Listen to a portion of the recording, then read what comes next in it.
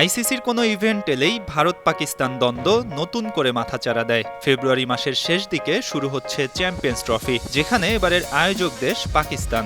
তবে ভারতের আপত্তির কারণে টুর্নামেন্টটি হাইব্রিড মডেলে অনুষ্ঠিত হচ্ছে। সাধারণত ভারত পাকিস্তানের রাজনৈতিক দ্বন্দ্ব ক্রিকেটাররা ভুলে থাকারই চেষ্টা করেন, তবে এবার সেই সুযোগ দিতে একেবারেই নারাজ পাকিস্তানের সাবেক অধিনায়ক মঈন খান।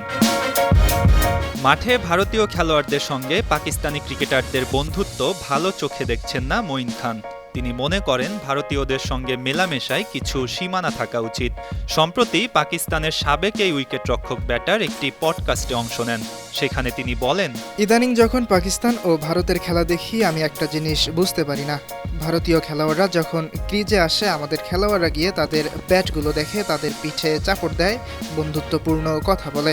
ওই পডকাস্টে মঈন খান আরও বলেন, আমাদের সিনিয়র খেলোয়াড়রা সব সময় বলতো ভারতের সাথে যখন খেলবে তখন কোনো সুযোগ দেয়া যাবে না, এমনকি মাঠেও তাদের সাথে কোনো কথা বলার দরকার নেই। যখন তুমি বন্ধুত্ব দেখাবে তারা এটাকে দুর্বলতা হিসেবে নেবে।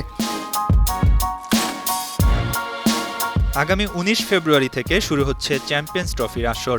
ভারতীয় দল পাকিস্তানে খেলতে যাবে না বলে সংযুক্ত আরব আমিরাতকে নিরপেক্ষ ভেন্যু বানিয়েছে আইসিসি। আরব আমিরাতের দুবাইয়ে ২৩ ফেব্রুয়ারি মাঠের ক্রিকেটে মুখোমুখি হবে ভারত পাকিস্তান। তার আগে কথার লড়াইটা ভালোভাবে সেরে নিচ্ছেন দুই দেশের সাবেক ক্রিকেটাররা।